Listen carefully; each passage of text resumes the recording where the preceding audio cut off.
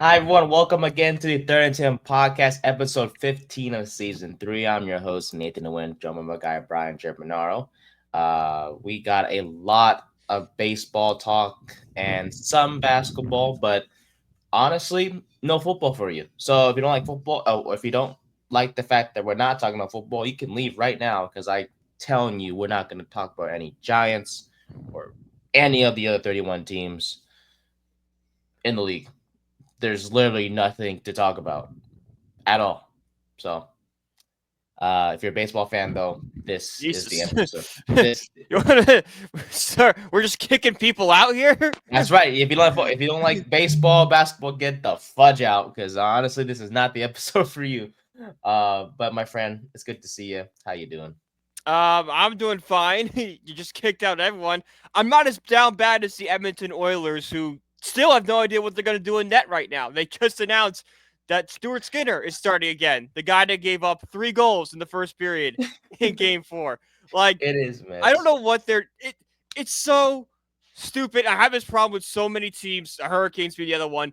Why, when you have a generational talent like McDavid and Draisaitl, it's so hard to go out and just get an average goaltender, a good goaltender, not playing Stuart Skinner and Connor Pickard, who both suck.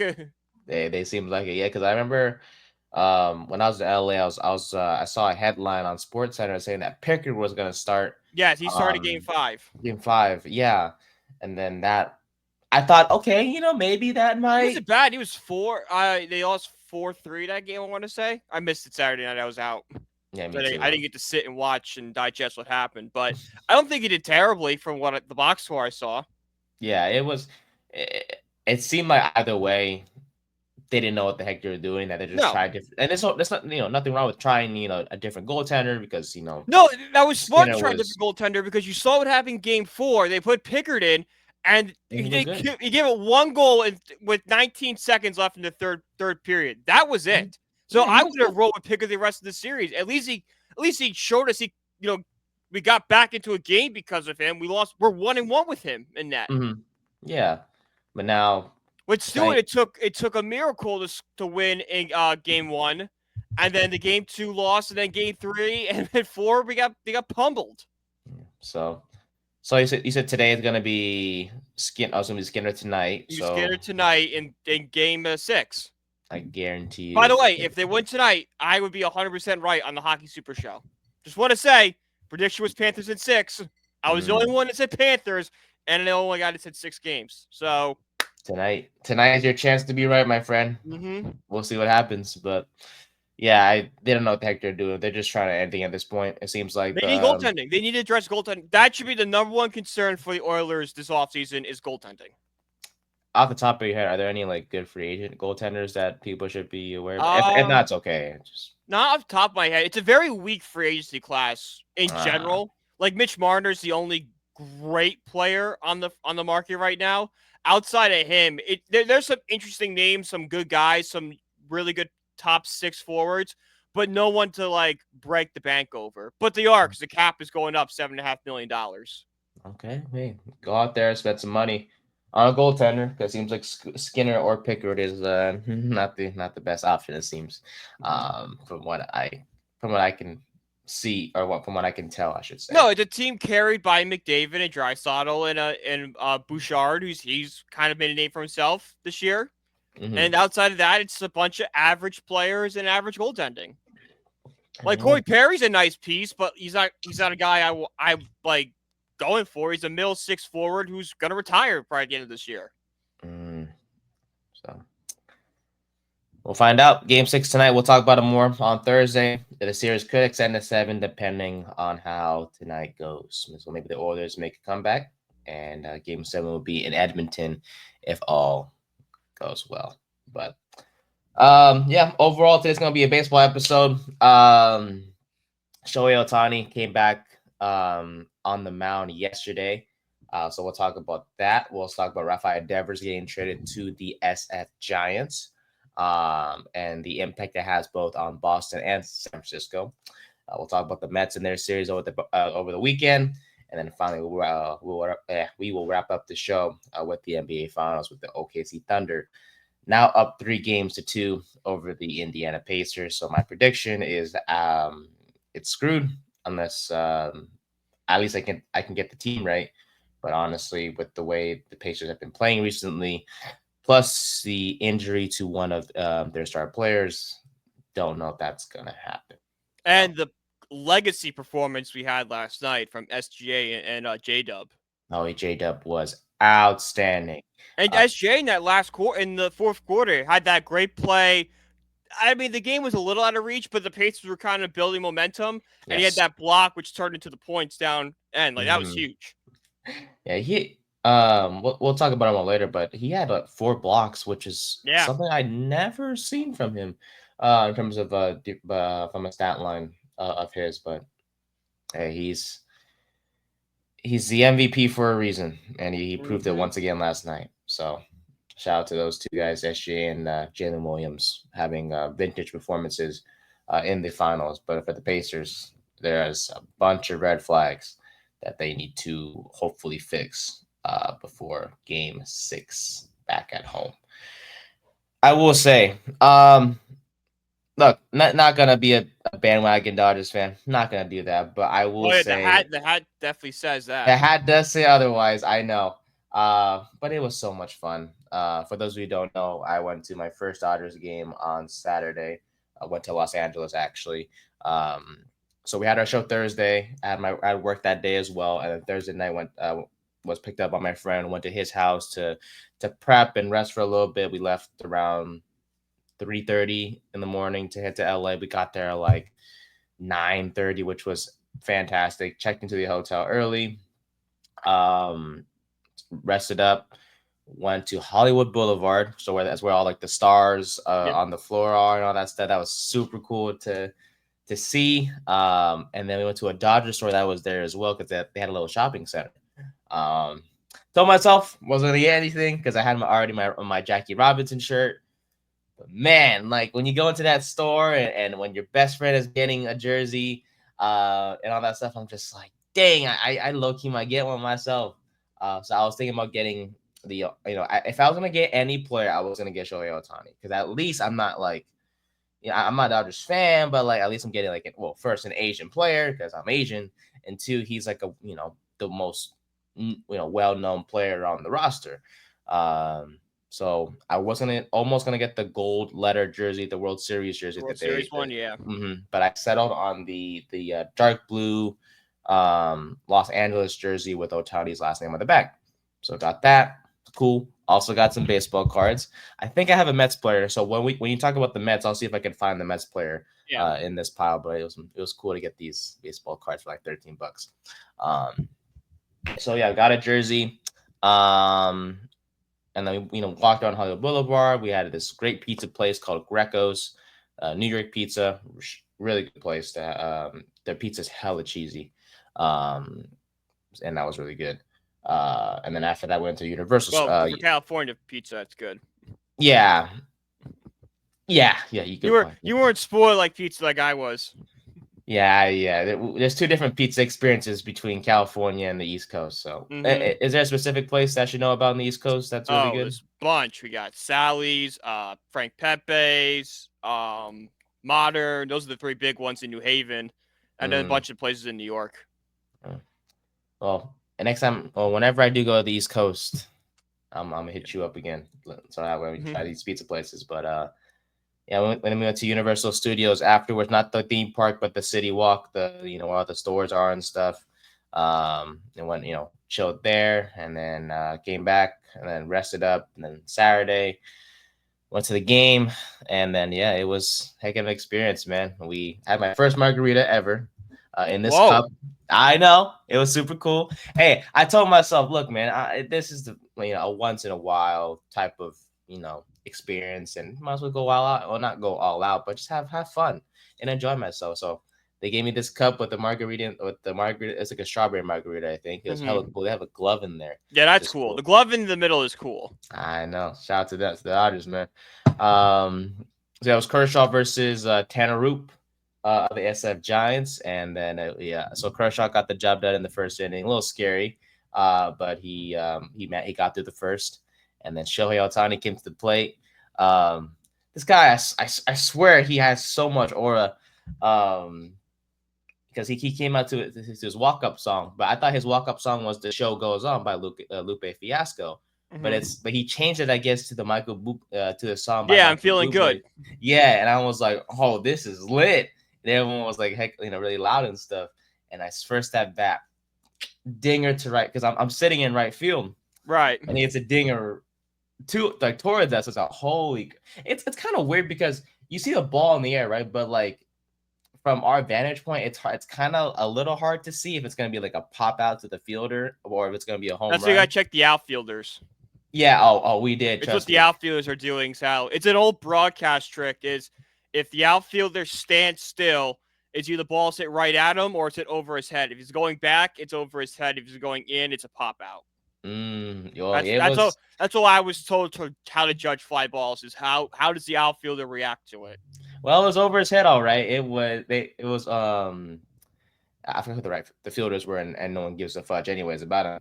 But the fielders were coming in towards the wall, and they looked up, and then they stopped, and I was like, oh, wait a minute, and then the ball went into one of the fans' hands, and everyone was screaming and yelling, and I was like, yes, this is what I wanted to see.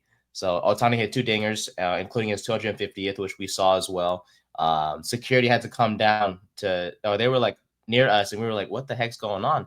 And I guess I didn't know about the 250th until I looked it up. So Yeah. they had to escort the fan, who was a Giants fan, who caught the 250th ball. So that was, not the best. But yeah, No, Dodgers it is the won. best for him. He's gonna negotiate a Oh, big a oh big yeah. thing for the I'm Dodgers. pretty sure he got some bank Mm-hmm. for catching Yeah, that for because you can't sure. even offer him like gear or anything. He's like, I don't want that. He just want that stuff. I don't want that. I wonder how Like much. if I was at in Citizens Bank Park and I caught like Bryce Harper's 300th home run, it's like I don't want anything you give me unless it's cold hard cash. Well, yeah, he got it for It's sure. either that or this ball is gonna get blown up my backyard. No. Well, I'm sure he got it for sure. I'm not sure how much he got, but I'm pretty sure he got a pretty penny for catching that ball. So, but yeah, 7 runs scored in the first 3 innings, so it's very entertaining to watch for sure. Dodgers ended up winning 11-5. We saw Kike Hernandez pitch in the 9th inning. That was a mess in itself. He allowed 5 runs, including a grand slam. So they had to put in an actual reliever. But super fun. Love the They're trying to get cute experience. with it, you know? Hey, might as well. You're up 11-0. You might as Yeah. well. In the ninth, man. But seeing Ohtani hit a dinger, Teoscar hit a dinger, Miguel Rojas hit a dinger. It was just a super fun experience, and definitely will go back for sure. Shout out to my best friend Josh and his girlfriend Shy. Love those two. Heck of a vacation with them, and hopefully financially, keep on working hard over here. And we'll do it all again soon for sure. Our next goal is hopefully the Dodgers Padres series in August. They're playing right now, of course, but they have another series in August that we want to possibly go to for sure. So heck of a vacation. Sucks that we're back in reality, but that's okay. We just gotta. Yep. Sucks. But speaking about the Dodgers, we'll stay on the topic here. Ohtani back in the mound. Isn't it weird though? Because we went It kind from. of came out of nowhere. Yeah, we went from. We knew he was coming back and pitching, but like normally there's like a rehab start, and normally there's some kind of build up to it, and then all of a sudden, like Friday, we get notification Otani's pitching. It's like, wait, what? Yeah, so we went from us hearing like, oh yeah, he's not gonna come back until after the All-Star break, and then we heard about the sim games he was pitching, like Yeah. a couple hours before, and then Dave Roberts or someone said it was like there was like maybe a small chance that he will pitch before the All-Star break, and then Ohtani was asked about of him possibly coming back and stuff like that. And he was like, yeah, we'll see. And then Sunday came around. They beat the Giants on Sunday Night Baseball, the same day that Devers got traded to SF, which we'll talk about later. And then it just seemed ironic that the Dodgers are like, yo, the Devers news, that's cute. Watch this. And then they were like, oh yeah, Ohtani's back on Monday. And we're just like, what, how, why, when was this? So, I mean, he was only going to pitch an inning or two. At best, by the way, it was 2 innings. And he was going to serve as the opener and then The bulk guy would come in. Exactly. And yeah, it was super cool. Ticket prices rose Yeah, I immediately. saw there was some tickets going for Insane. $12,000 Yeah, I saw on that like too. SeatGeek. Like, shout out SeatGeek. We use them all the Shout out time to over here. yeah, But yes. like normally, because like the tickets are semi cheap, I've never seen them rise that much. Like World Series tickets, I've seen bit high, but like Hmm. normally they cash out like $1,000, maybe like 3,000 if you want to get like stupid with it and sit behind home plate. $10,000 for like field level, like not crazy. Like normally tickets like 100, $200, but for Yeah. $12,000. They heard Ohtani pitching and said, "Not today," and then they raised the prices on everything. And that's understandable. I mean, and people, yeah, I'm sure people still got those tickets because they wanted to see Oh, Ohtani pitch 100%. for the first time. It was his first pitching appearance since August 23rd of 2023, when he was First still pitch with the for the Angels. Dodgers. He's the first Yeah, time pitching in a Dodger uniform. yes, sir. And I think it was officially 663 days since his last pitching appearance. Yeah. Um, in Major League Baseball. So it was cool to see. It was a bit rough, unfortunately for him. He faced five batters. I thought he was going to be able to get strike out, or retire the side. But unfortunately, he faced five batters. Didn't strike any of them, but he didn't walk any of the guys either. So And he it was touched good. Just 100, which is a good and he sign. touched 100. Yes, allowed one run on two hits. But overall, honestly, just seeing him out there pitching again, that's a success in itself. Mm-hmm. And batting, what's cool was him after he got through the first. He didn't even go back to the dugout. He just Yeah. he got near it, and then I guess the ball boy gave him his batting gear and just changed and went back up to the plate. Offensively last night went 2 for 5, 2 RBIs and a walk. 2 for 4, I should say, with 2 RBIs and one walk. Yep. Offensively, so Dodgers won the first game of the series against the Padres, but good to see Ohtani back on the mound. So your takeaways from Otani's first appearance. What things did you like? What things did you dislike? You And can't yeah, really take that much into what Ohtani did last night. It's just good he's out there on the mound again.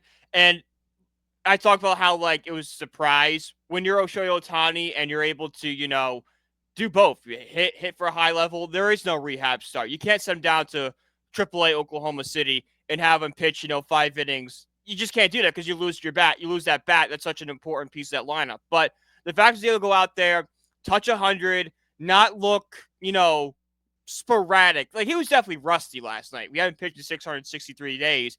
You're going to be a little rusty. That's where we saw the hits, the runs. So I don't want to make too big of a deal of it, over like the negatives, like stuff like that. Like that's going to happen when you haven't pitched in so long. But the fact is, he able to touch 100, wasn't walking the ballpark, wasn't, wild with his pitches. This is all good news for Dodgers. And now you just got to slowly ramp him back up. And then hopefully after the All-Star break, that's when he can go 6-7 innings again.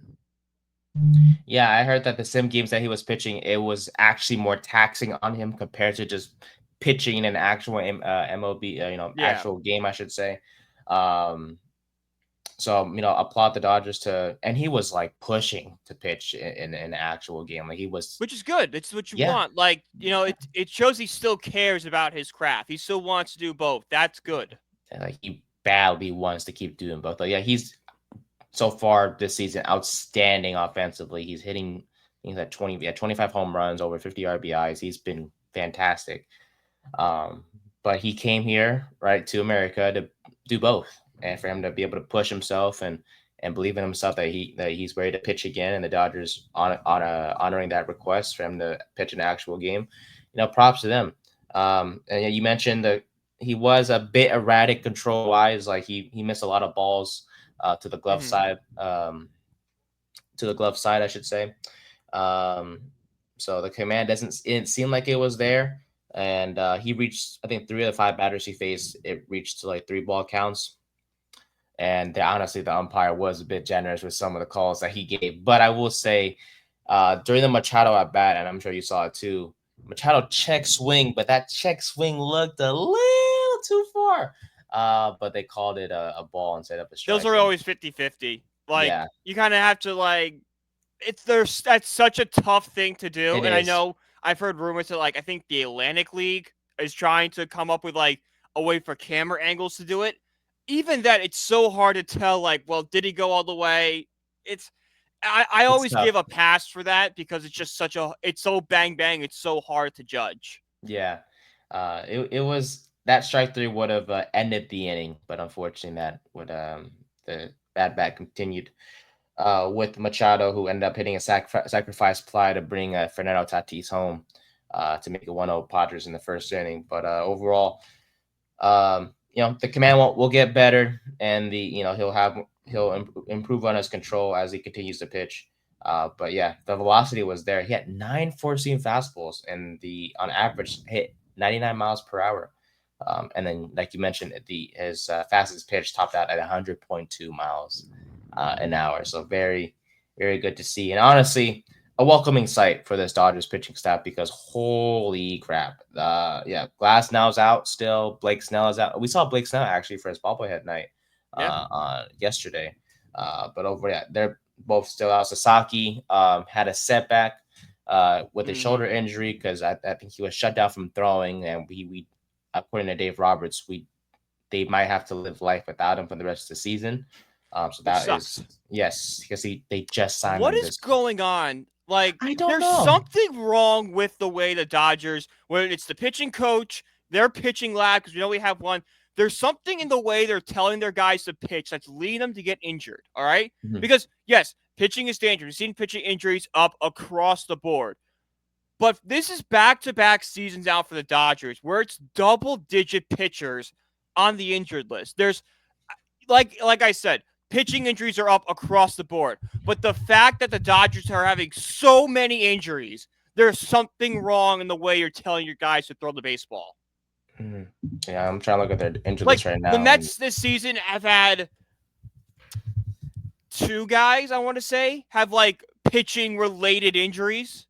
Like, like Senga got hurt, but Senga has a hamstring injury. That's not because he was pitching. That's because Pete Alonso threw the ball too high and he hyperextended it and strained it. mhm. Yeah, Like, I'm looking. what is it? That's something we all talk about how successful Dodgers are. Their offense is great. They're the juggernaut. But if they want to build that dynasty, Blake Snell, Yamamoto, Sasaki, they need Ohtani. They need on the mound for that. Yeah, they need to be healthy, man. Mm-hmm. Yeah, yeah, Emmett Sheehan, who was on the 60-day IL, he's coming back to pitch on Wednesday, so at least they have one starting pitcher back. But Blake Snell, still out. Sasaki, like you mentioned, he's going to be out for quite some time. Blake Trinan, who's a reliever, through a bullpen session not too long ago. The Glass now still out. Gonsolin recently got injured. He's going to be out. Evan Phillips, Tommy John, yeah, it's a mess over there in LA in terms of their pitching staff, whether it's the starters or the bullpen. Uh, but hey, they're gonna just roll with what they have today. So as we're recording this today on Tuesday, it's gonna be a bullpen game for them. Emmett Sheehan's gonna pitch Wednesday against the Padres, and then Thursday will be Yoshinobu Yamamoto. So at least at least their ace is healthy at this time, Yes. which is important. He's been healthy all year, and hopefully it stays that way. But definitely a welcome insight to see Ohtani back. He's going to continue to be an opener, barring any setbacks today.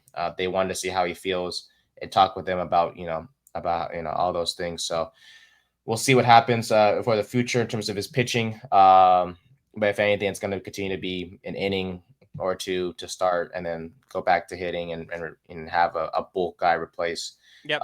him for the rest of the game.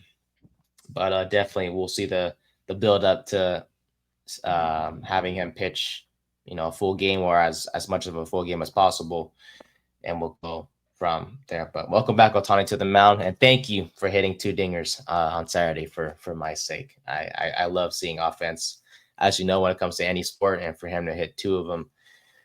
Yes, thank you Real, so much. real groundbreaking stuff. You like seeing offense. Yeah, I'm just saying, man. When I go to base, when I go to, if there is a saying called "chicks dig the long ball," like I think everyone just enjoys we offense. all do, baby. I tell you what, I did not pay however much money I spent, and spent however, you know, on food or whatever. Oh, by the way, I did end up buying. Not sure if I told you the 16-inch hot dog. The Dodger The dog.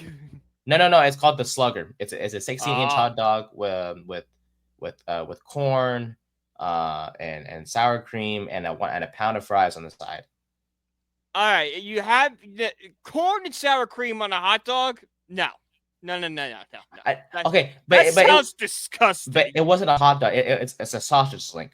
I don't know if that makes a difference. Oh, that's different. That's different. Okay. I thought you were talking about like a Nathan's hot dog. I'm like, My I'm not apologies. putting corn and sour. That's like ketchup, mustard type Yeah, dogs. my apologies. I should have Yeah, been more. no. I should have been You're more good. You're specific. good. You're good. But it was really good. Finished the sausage, the hot dog part. I keep calling the hot dog. We'll just call it hot dog for time's sake. Finished the hot dog part. Didn't finish the fries because the fries got cold on it, like really cold and nasty as the A game went pound of on. French fries is a lot of French fries. It is, man. I tell you. And I already had In-N-Out that same day before the game. Oh, So it was just like, yeah, it was oh, a lot of fries. poor Were had. stomach. Yeah, it was not a pretty sight. In the but really good stuff. Had my first margarita. That was good as well. And yeah, definitely will go. Not gonna go back for that one again. It's like a one-time experience, if anything. But um, definitely might try like the different the other items that they have because they have a lot of food items that were appealing. But just want to just have that one, you know, hot dog item and go from there. So well, it's one of the new items of the stadium, so I just wanted to try it, and Yeah. it was pretty good. Mm-hmm. Like I said, won't get it again, but pretty good. But speaking about new items, another rival NL West team of the Dodgers landed a shiny new toy that they will add to their lineup, I believe, starting today, and that is Rafael Devers, who was traded on Sunday, shockingly out of the blue, from the Boston Red Sox to the San Francisco Gigantes. It's crazy how the starting pitcher for the Giants on Sunday was going to be Kyle Harrison. Yes. He was set to pitch, and then maybe 20 to 30 minutes before he was set to pitch. Got sent to Boston. Like, Actually, no, hey, got sent to Pawtucket is where he got sent to because he got optioned to AAA. Yeah. They probably put a hand on the shoulder. It's like, hey, man, you've just been traded. We gotta get you out of here. It's like, what do you mean I just got traded? Like, yeah, you're headed to Boston. Yeah. Oh, eventually Pentucket, because it was. By the way, kind of messed up that they did that. We'll talk about that in a bit. Yeah, we gotta talk about Boston for a little bit. But Rafael Devers, man, batting .272 on the year, 15 home runs, 58 RBIs. But there was some, issues he was having over there, whether it was positions that he was asked to play, or just the overall relationship he had with the chief baseball officer. Just the fit wasn't there anymore. He shouldn't be there anymore, basically, just after all the mess that he was going through there. Too much drama. Yeah, but we I think most of us thought, including myself, that he was going to be more of an, traded in the off season, or something's going to get figured out. But for him to be traded this quickly too. Oh yeah, no doubt. So he was traded away for Jordan Hicks, Kyle Harrison, James Tibbs, and Jose Bayo. Honestly, this type of trade was this is like the Luka Doncic. I don't know. I could make the argument that Luka Doncic got a better package back. Yeah, no doubt. It's because here's the thing about the Luka Doncic trade. Like, yes, the Luka Doncic trade is a bad trade for the long-term aspects. In the short term, it's kind of fair because if AD and Kyrie could stay healthy, that team is good enough to make a run in the playoffs. But it's the health issue that it's where it caused. That's why everyone was clowning it, because like this works for the next 2 years, but with Luka, it's like you have an 8-year window. Yeah, because the Luka trade was AD, Christie, and first round pick. Yeah, so that was something. So that works in the short term. That's what Nico Harrison was trying. As stupid as it was, he was trying we're gonna win in the next 3 years. But with Luka, your chance to win is the next 7 years or 8 years. Exactly. And I guess it's the opposite with Boston, right? Because it's like they're not looking towards. Well, they're sort of looking short term, but it's more like a long term thing where it's like, okay. It's a weird thing with Boston because it is a move for the long term because you free up money to potentially sign some of these big free agents like a Roman Anthony or a Myers that could have big contracts. But at the same time, Devers was locked up for 10 years. He is when he's a top 10 hitter in baseball, he's a guy you can build around. And here's the thing. We hope Roman Anthony or Myers can be the players that Rafael Devers is. Do you know what Rafael Devers is right now? A top 10 hitter in baseball. Damn So right. it's the mystery box thing we just talked about last week. Well, last week, this, a boat is a boat, but a mystery box could be anything. It could be a boat. You already have the boat. You already have Devers. Yes, sir. Yeah. So I love when you reference Family Guy. It's funny. No, but yeah, they did call up what most if not all their notable All young three are up prospects. in the Yeah, big. they're all Roman up. Anthony Yeah, just got called up his yeah. first big home run last night. Mayors with the team. Christian Mayers, I Campbell's think, with made the the team team. for spring training. Yeah. So, and honestly, I don't understand. And you can explain this to me as well because I'll do some research on it. And so this offseason, right? So Craig Breslow, the chief baseball officer, he signed Alex Beckman to play third base, but Devers was already at third base. Yes. Why did he do that? They wanted Devers to move to first. That was their big idea, is that he could play first base or DH full time. But that I was heard going to be what Devers was, because Devers is not a great fielder. He's a great batter, not a great fielder. So he's like, all right, if we move him to first or make him the primary DH, we still get all the benefits of Devers without, a butcher boy at third base. But it seems like the conversation about moving to first or playing DH was made after they signed. It was, Bregman. yes. They just kind of assumed Devers would just be a team guy. Like, yeah, I'm going to do this. And then Devers saw this, like, well, wait a minute. I play third base. I want to play third base. I was signed long-term under the, expectations I'm going to be the third baseman for years to come. Now you're wanting me to move? No. Yeah, no. I don't want to do that. No doubt.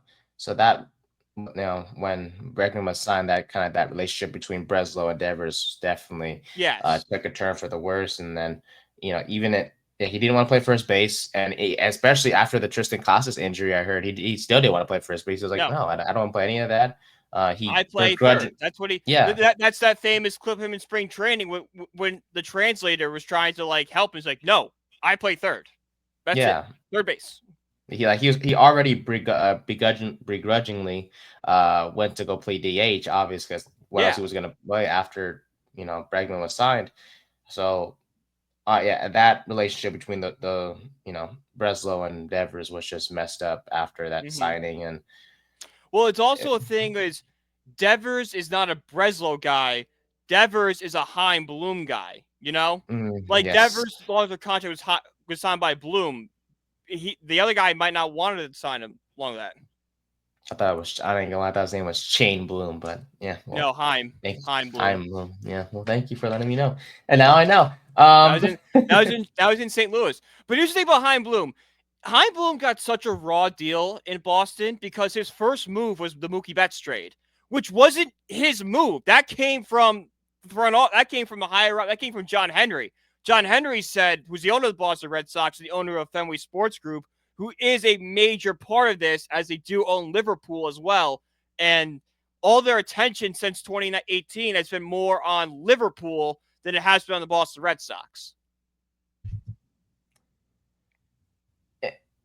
But overall, just whoever's on top or leading the charge in the front office, it's like they value financial flexibility over keeping star players, but they're not. They shouldn't though, because they're a top team. Yes, name wise. But that's what happens when you have an ownership group that runs Liverpool, another huge money generator, that runs the Pittsburgh Penguins. And I think they own one more team somewhere. I think they own an NBA team. So you're saying this ownership group, because they own two teams that I guess earn a lot of money. Sports Group own the Red Sox, the Penguins, and Liverpool. They own those three. Uh-huh. Liverpool just signed 2 players for like $500 million. You get the Penguins, which they're not great right now. They're probably going to tear it down, but they were one of the most successful teams in hockey since, 2004. They've been kind of the top team in the league. And then you have the Red Sox. Your money is spread so thin that you kind of have to pick and choose. And you can make the argument that since 2018, the primary use of all the money, even though they're called Family Sports Group, has been Liverpool. That's why Mookie Betts was traded for a salary dump. That's why Devers was a salary dump as well. Because you're telling me that you're trading away Rafael Devers and you don't shop him, and you trade with San Francisco Giants, who they don't have a great farm system, but everyone talks about Bryce Eldridge, their top prospect, first base prospect, who's in AAA right now, is expected to be in the majors next year, and he's not part of the game because he's not part of that trade because you have to dump the money. It makes sense. So now I'm like, now I understand. So I was like, what does owning 2 other teams have to do with the Red Sox? But like you mentioned, it's like you can't spend money on all 3 teams, and like you mentioned, they spent a lot of money on Liverpool, and then they spent obviously with the Penguins as well. So now, now it makes sense. I got it. So John Henry, who's the owner of the Boston Red Sox, is worth $5.5 billion. Him alone. Okay, so you can afford to keep whatever. Family Sports Group is worth about $12 billion, but a lot of that is probably liquid assets with them owning the Red Sox and Liverpool. So they don't have $12 billion in a bank. They have $12 billion in assets. So the fact that they have to spend that money, they kind of have to pick and choose where they can spread because it's spread so thin. Gotcha. Well, hey, look, it's still shocking because they just swept the Yankees. They've won 7 of the past 8 games. They're back in the playoff picture. The timing of it is shocking because, like you said, there have been problems in the past, and I think most fans saw it heading towards a divorce. But like you said, it was going to be something, an off-season type thing. But at the same time, Devers was signed for 10 more years. Like, this is a problem you can work out. Yes. You don't sign a guy, reminds me, no, I'm not going to say a football reference. I promised you no football. But we know about a particular trade that occurred with our, favorite team after signing them to a long-term contract. We know about that. But yeah, no, it's an 11-year deal, right? That Devers signed with 11 Boston. years, yeah. That's a long time. And you, after a year and a half, you said no thanks and just move on. And apparently they called it, or whoever, I forgot who said it, but they insist that they're not waving the white flag after the Devers trade. And I'm like, okay. I mean, look, they called up all the young prospects. It opens up the at bats for everyone after the Devers trade, and there was a logjam I heard in the outfield with Duran, Rafaela, Abreu, and Refsnyder, so that clears things up as well. I mean, and the package they got back. I mean, and it's not great. I'm trying to find the positives. It's not great. There's really not. The positive with the Red Sox is you're moving on to the next generation. Yes. Moving Devers, you're done with 2018. There's no surviving members of that team left. You're now officially on to the Roman Anthony era, which is probably what's going to be called. He's going to be the superstar of the team. So in that aspect, this is good. You're kind of building the team around young stars, and he can't be good this year.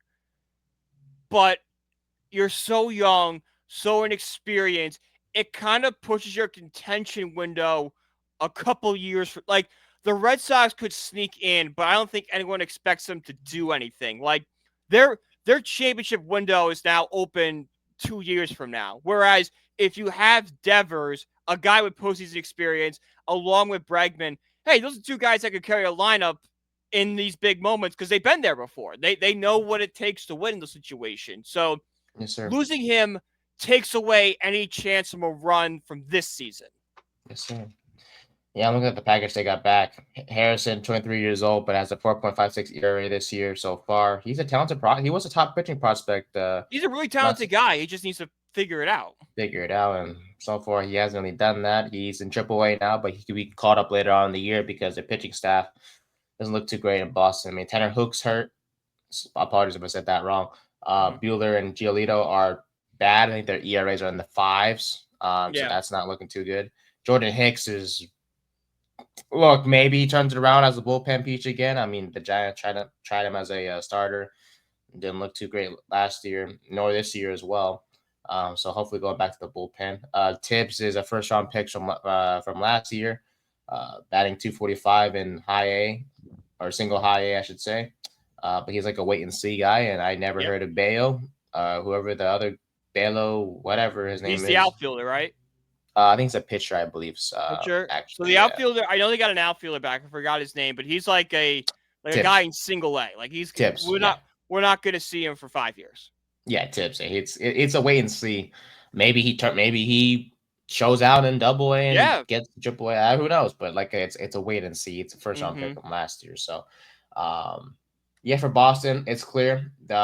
This helps them save a lot of money. This is a long term move that could pay off.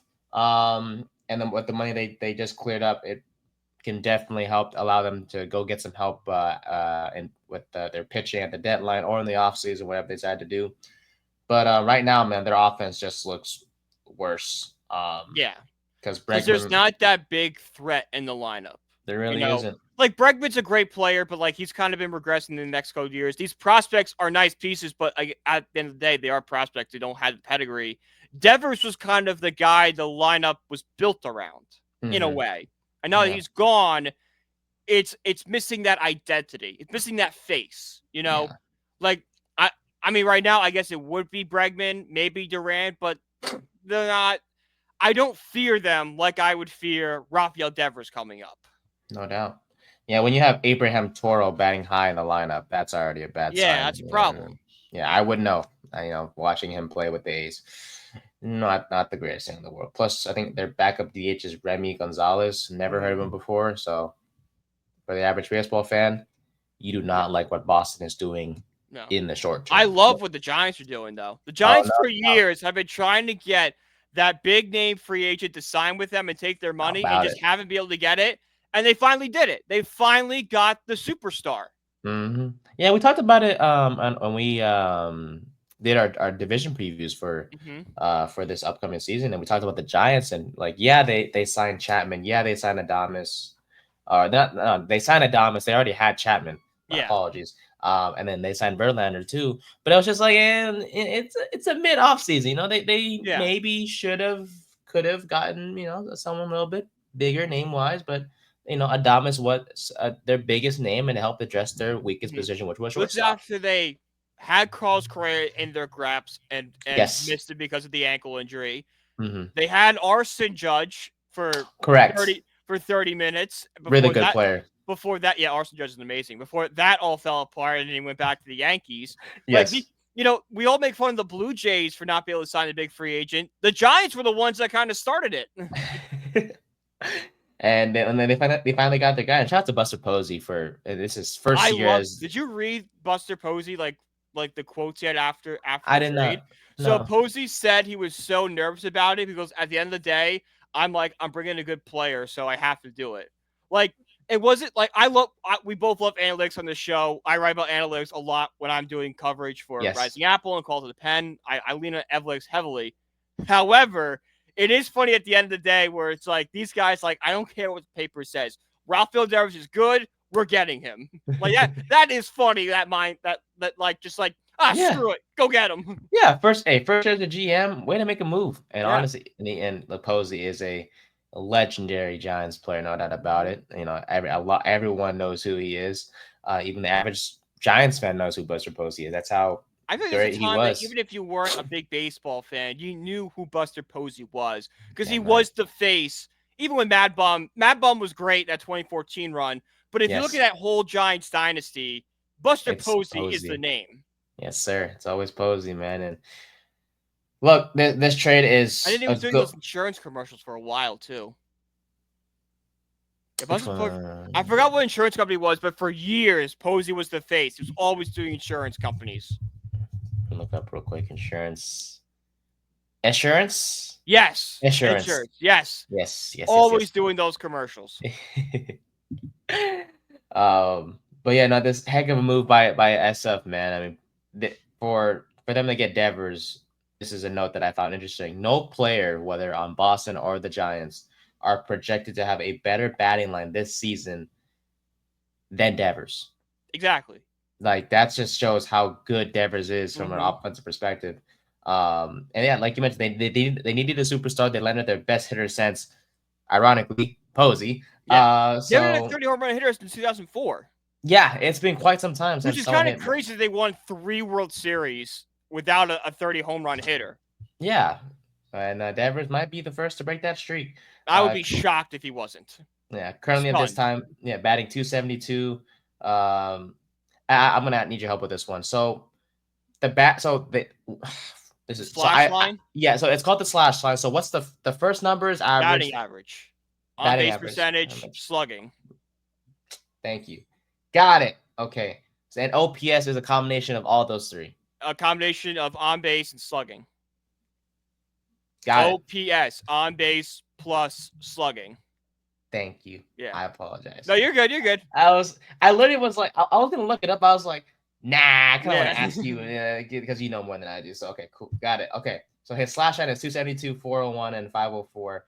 So OPS, do the math, is 905. So that's pretty good. Really. So, if for those of you unfamiliar with OPS, I do it that if you have an 800 OPS, you're an all-star player. So Okay. at 800 OPS, it's kind of like having a 300 batting average, and like 700 is like the 200s. Where like if you have a high 700s, you're better. If you have a low 700s, you're not great. Like if you have a high 200 batting average, you're a better hitter. You got a low 200 batting average, you're a bad hitter. Yeah, damn right. It's Yeah. kind of that's the it's not a perfect analogy because there is factors and stuff. But Yes. if you want just like a general understanding, that's the best way to put it. Gotcha. Okay. Well, hey, the Giants could use one, and he did say Devers that he's willing to play anywhere, including first base. So definitely changing mindset, And I don't blame him going to a different location, a better, environment for him, and why not? So, Well, he's going to he was in Boston, now he's going to San Francisco. It's yeah, a little different weather-wise, a little yes, different, sir. The West Coast, baby. It's unlucky though. I heard that he's not going to play first base this season. It's more of a next season I type don't of think he's thing. ever going to play first base. I think it'll be a third baseman and then go to DH. Well, third base is going to be taken unless Chapman has a major regression. Chapman has an injury right now, so he'll play third base for them and probably Oh. move. I think Chapman's hurt right now. Yeah. Oh, boop. I did not know that. I thought If I'm not mistaken, he is a little banged up. Yes, has not played since June 8th. Yep. Yeesh. So, yeah, never mind. He will be playing third base for a little bit. But we'll find out when they announce the starting lineup tonight for the Giants, who will take on the Guardians to start. And then ironically, the Red Sox are coming to town starting on Friday. So yes, definitely for you betting folks out there, Rafael Devers hit a dinger. I don't know. That's a suggestion. But no, definitely. If he does play first base in the near future or next season, they could use him. They are currently 26 in OPS. The Giants are when it comes to their first baseman. Dom Smith's there right now. Yes, Tom Smith is actually doing surprisingly well right there. Yeah. I just actually wrote about him. He was a former Met, if I'm not mistaken. Former Mets top prospect. He was the second best prospect in the Mets system for a while. Yes, sir. And I also have Wilmer Flores, who is currently the another DH. former Met. There you go. So, but if anything, when everyone's healthy, Chapman's out there. Flores is probably going to go to first, and then Devers will be the Flores DH. will go to first for this season, as it is, and we'll find out what happens next year. But yeah, Devers, 28 years old, signed through 2033, which means the contract will run through his age 36 season. So there is a risk in terms of his long-term value, and though he may fall off. That's the risk you have when you have when you sign a player or when you acquire a player that is signed for that long.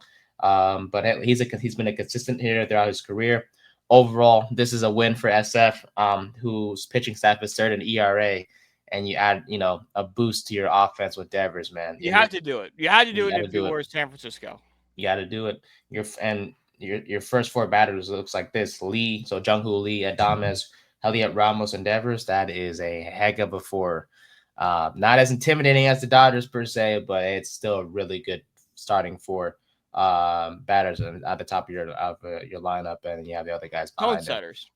Yeah, there you go. So to wrap things up, oh, by the way, Devers in 33 games against the opponents in the NL West, 10 home runs, 21 RBIs, 30 hits, and OPS of .866. So the NL West Pretty better good. watch the fudge out. Pretty good. Yeah, pretty good. So to wrap this up, my friend, before we go to your Mets, is it clear that the Giants won the trade, or is this kind of a win-win depending on how It's you a look win at for it? the Giants. It's a win for Okay. the Giants because Cool. it's only a win for Boston if the minor leaguers they traded worked out. It's such a bad PR move right now, and Boston is just heartbroken because they absolutely love Rafael Devers, and he should have been a Red Sox for life. This is a big win for San Francisco, and it's going to take a miracle for this to be great for Boston. Yeah, like if you really look into it, you could be like, yeah, it's a win-win for both sides because Boston clears up financial, but that's But beyond it's going to be looked if Devers thrives in San Francisco. It's going to be looked at the same way the Mookie Betts trade was, and possibly worse because at least when you traded Mookie Betts, he wasn't locked up long term. So at least you got something back for him. With Devers, no, we had this guy for the next decade, and we still decided to give him away. Yeah. So. And we'll see how it works out. But glad Devers has a new home, better environment now. Yeah, I'm just not to be biased, but West Coast, people thrive when you come on over here, and I hope it's the same for him, like Mookie, like the same fate that Mookie had when he came to the Dodgers and he won a couple World Series. So, yep. Shout out to the Giants, man. Heck of a move, and we'll see. And I think they're still, a game or two back of the Dodgers in the standings. So, yeah. They've been really good this year. And this move helps them out so much and be more competitive. No doubt. No doubt about it. Offensively, will look really scary for the rest of the season. So, all right. Let's stick with the baseball talk, my friend. Ouch. What happened? I think that's a simple question. Yeah, horrible. Because on Thursday, when we had our last show, you guys beat the Mets. Sorry. Yes. The Mets beat the Mets. Huh? The Mets beat the Nationals 4-3 to wrap up that series, and then you guys welcome in Tampa Bay. Yeah, kind of a rough series. What happened, my friend? I gotta know. Rough series. So the vibes were thrown off when Senga got hurt. I think that's a big thing because we saw Senga in the Thursday game against Washington. Pitched great, got hurt off an errant ball at Pete Alonso. That also kind of affected Pete as he had a bad weekend. You saw how distraught he was on the field, so that definitely could play into it. But losing him like that with Senga has been so good for us. Like I maintain the fact that Peterson's our ace, but you can make a very good case that Senga's the ace. And even if he's not the quote unquote, top rotation number one, he's the two, but easily. So losing that's a big blow. I've heard realistically a month is best case scenario. I'm not expecting until after All-Star break is when we're going to get Senga back, which does suck because he was pitching so well for us this year. They hit a 1.56 ERA. Could have, if he was able to stretch himself out more and go like 6-7 innings, he could make a case for a Cy Young, but that's neither here or there. Go into Friday night, build a big lead on Tampa Bay early. So that was like, oh, okay, we're fine. We're resilient. We'll bounce back like we always do. And then the meltdown happened where in a blink of an eye, the Mets went from being up like 5-1 to being down 7-5. And that shift was it was a shift in tone for the entire series. Like we talk about this a lot in sports like hockey and basketball and baseball, specifically in the postseason. Like if you lose a bad game one, that's a tone setter for the rest of the series. We saw it with the Knicks with the Halliburton shot at overtime. That set the tone for that entire series, right? Like there was a shift in that moment where it's like, man, you can't lose a game one like that. They got beat up, and look what happened. You can make the same case for that thought process in this series against the Rays for the Mets, where they had the lead, they blew it, and then everything kind of fell apart from there. Like Juan Soto hit a home run in like every other ballpark but Citi Field, and all the metrics, everything about the way he hit that baseball should have said he sent that thing to Pluto, but it was a fly out. Like it's just unlucky. They had a chance in ninth inning. Mauricio strikes out. Nothing crosses the plate. And then on Saturday, we had Tyler McGill just not continuing his struggles outside the month of April, which happens. Sunday, just a shellacking by the Rays. So it was just a bad weekend. And just the tone, it was a bad tone set. A hot team, punches in the mouth, and we weren't able to respond.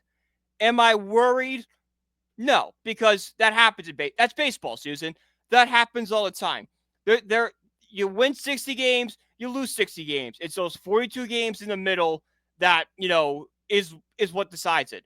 We are the second to last team to get swept because the Yankees also got swept on Sunday. So we both do you know the only team that has not been swept yet? No. The Cincinnati Reds. What? The Reds have not been swept yet. They've lost a lot of series, but have never been swept.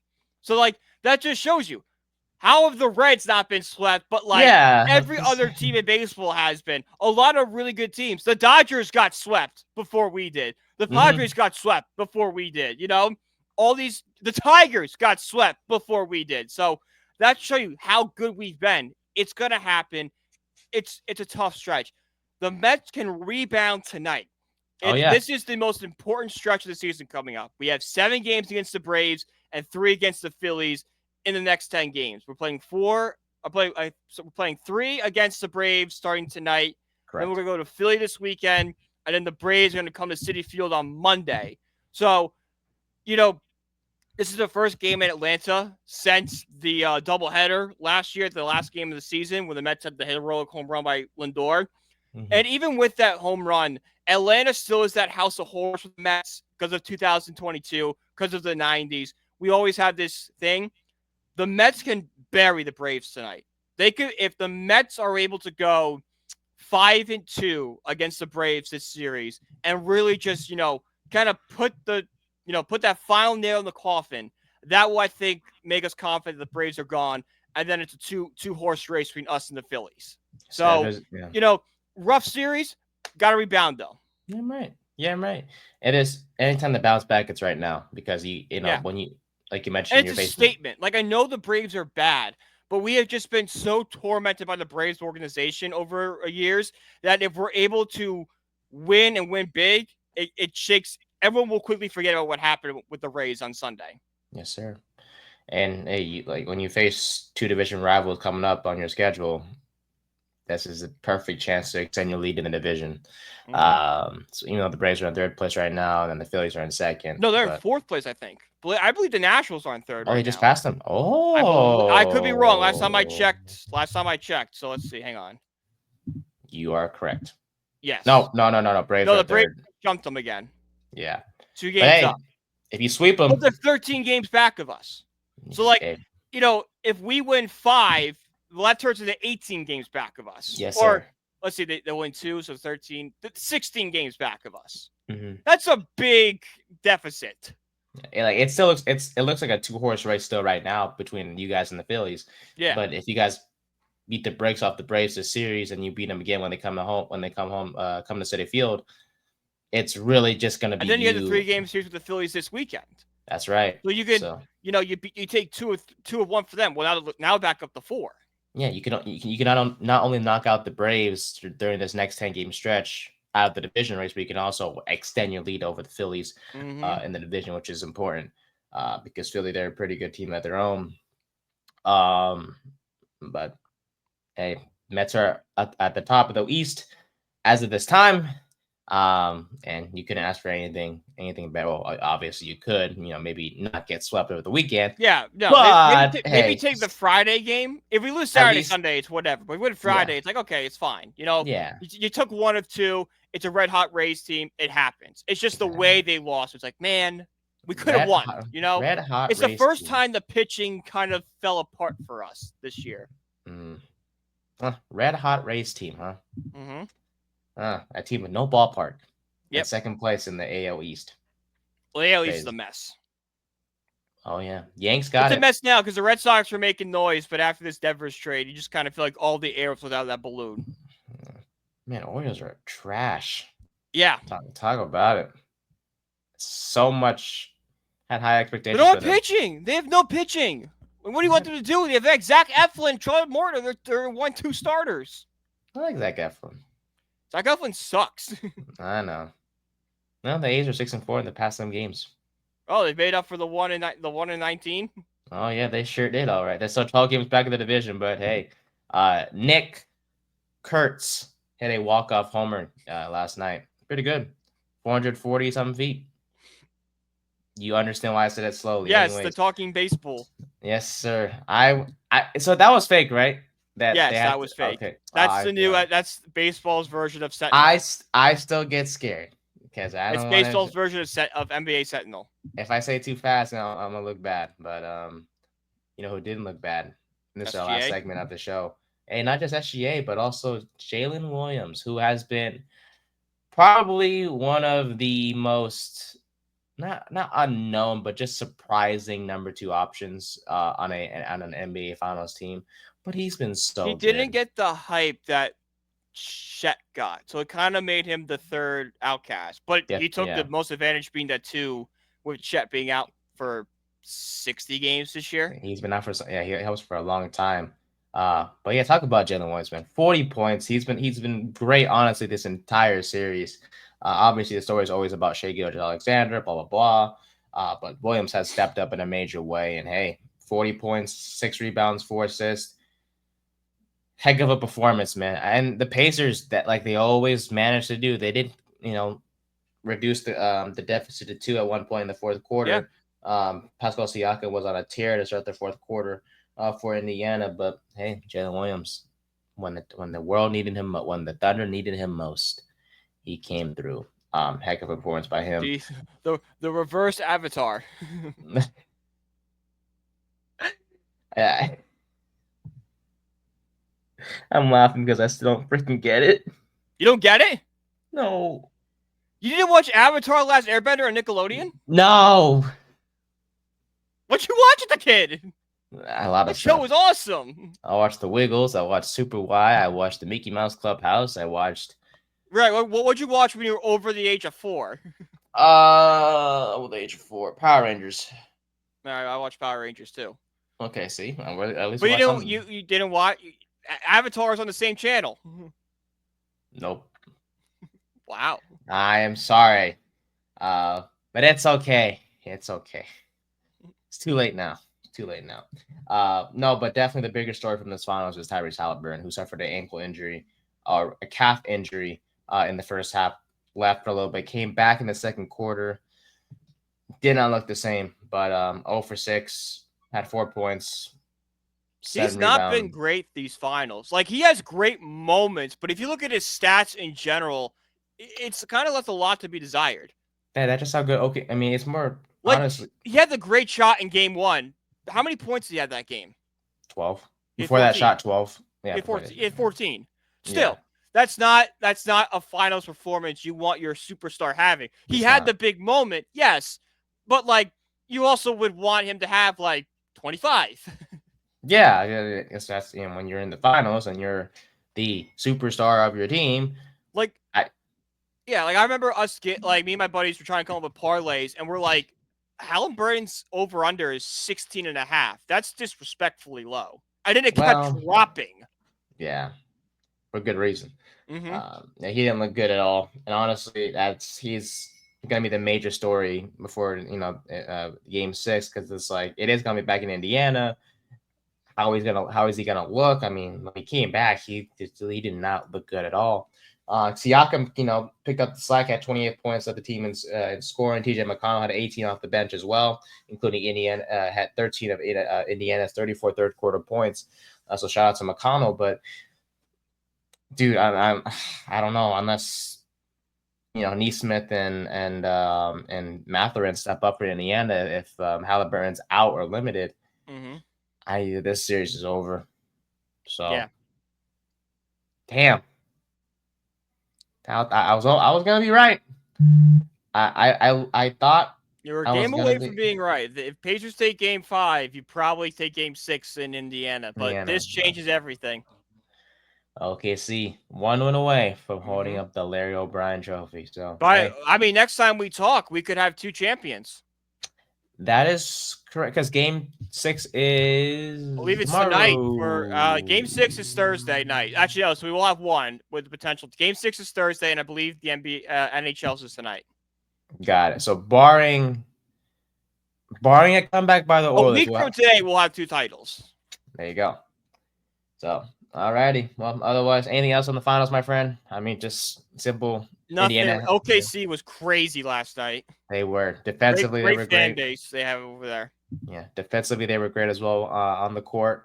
3-point shooting was on display by OKC as well. So they got the job done, man. Yeah, 43% from 3-point range compared to the Indiana's 36%. Yeah. Game 6 in Indiana Thursday. Yep. We'll see how that goes. But yeah, that is it. Let's go to our pickle game, and that'll be it for the day.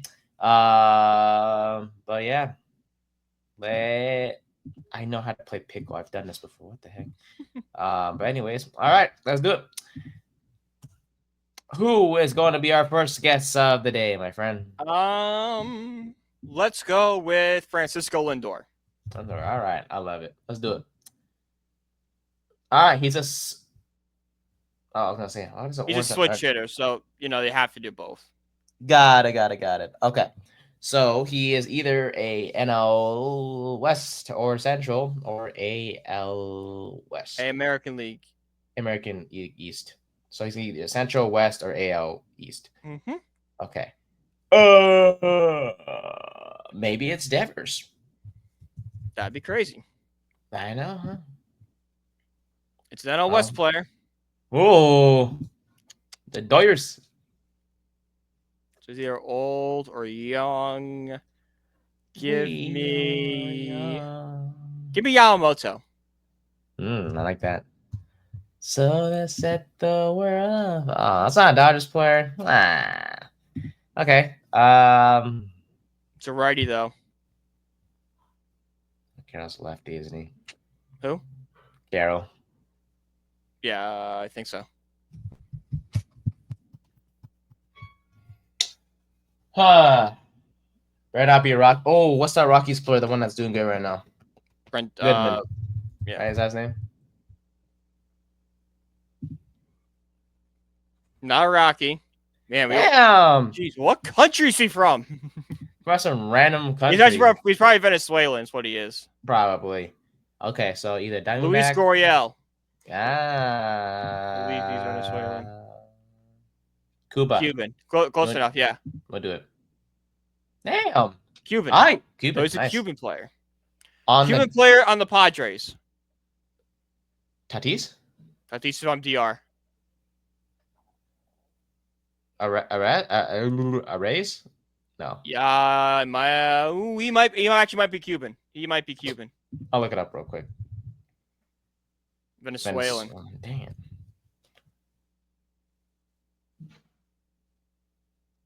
Not a starter. Could be a reliever.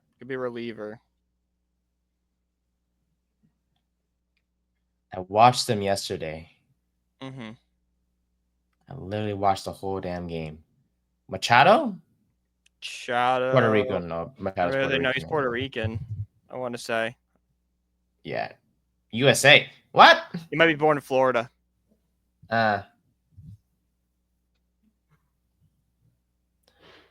Arraez, second base. Who's first?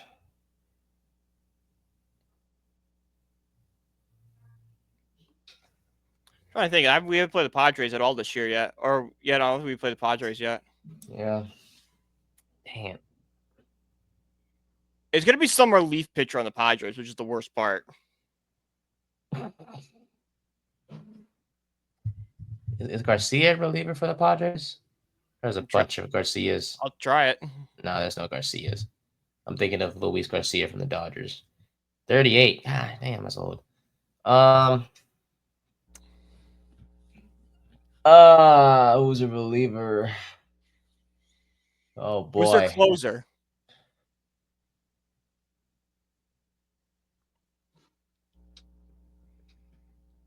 Suarez, Uh,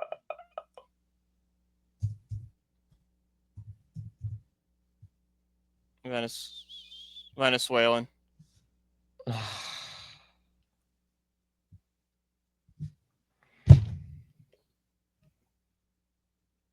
It's not Tatis. Obviously, it's not.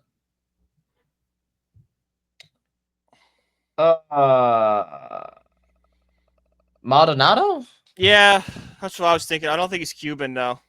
Ah, Puerto Rican. Damn, this might be the one, isn't it? Yeah. Estevez? Is there an Estevez on Padres? I think it's not a reliever. Estevez? No. No.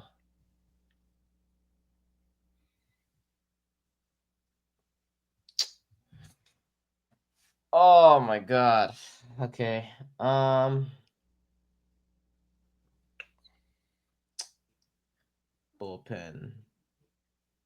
Bullpen.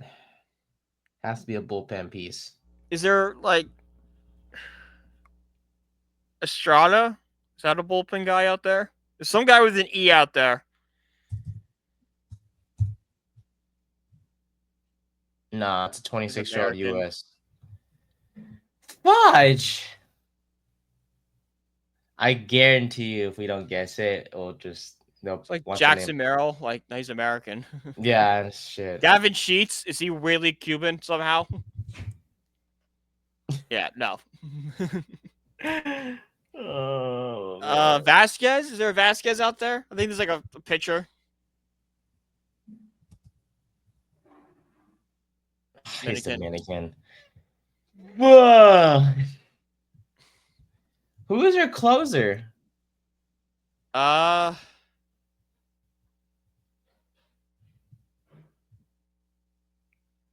I'm down. I'm screwed. I'm done. yeah, I got give up. nothing. I give up. Yeah. All right, let's put Luis Ariz in just for the heck of it because I don't care. Wow, we got the team. Oh my god. Suarez. I looked it up. Suarez is the only. That's their closer. Can we get the position at least? Shit. Wait, it's not even a reliever. Okay, wait. So that helps.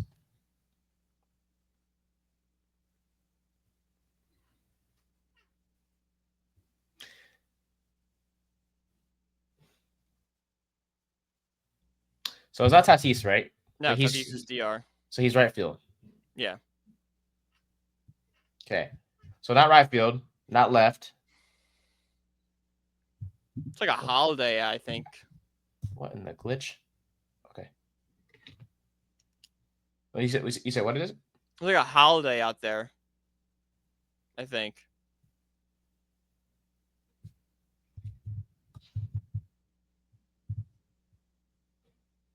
No. Okay.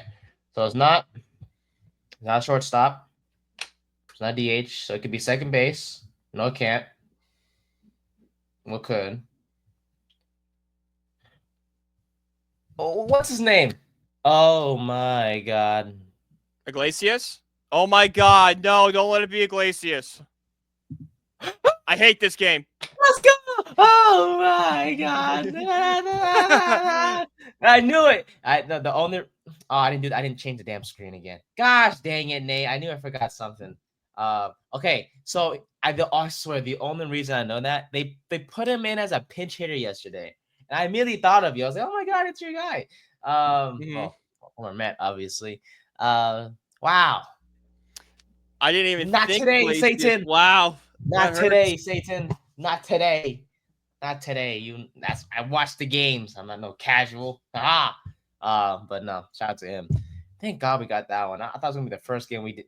Imagine how pissed you'd be. How pissed you'd be if Oh, we I just throw guessed. something. I think I might throw something. I'm still Oh kind of no, no, upset right now. I didn't get him. that's all good, man. He's a backup. Yeah, backup. There you go. But yeah, that'll do it. Great episode. Yeah, no football. Nice. We actually did it. No football discussion Maybe they don't today. reference the football either. No, we did not. Good stuff by us. But yeah, overall, we discussed a lot of baseball today. From Ohtani coming back to the mound, great to see him back. To the Rafael Devers trade. Shout out to the Giants. Heck of a move. Boston, get your crap together. The Mets, hey, big series coming up against the Braves. Let's see what happens when we revisit this on Thursday. And then the NBA Finals could be over after Thursday if the Thunder take Game 6 in Indiana. So you can follow us on social media. You can follow me at Nathan_124. You can follow Brian at BrianPG1016. You can follow our podcast page at 3010 Pod on the YouTube, on the Twitter, on the Instagram, on the TikTok as well. And you can find our other amazing amazing writers of the company, as well as the other podcasts that exist at bellyupsports.com. For Brian, I'm Nate. Thank you guys so much as always for watching and listening. Make sure to like and subscribe. And shout out to our sponsor, SeatGeek. Use the code BellyUpSports for $20 off your first purchase. So restrictions do apply. And we'll see you guys on Thursday. Bye.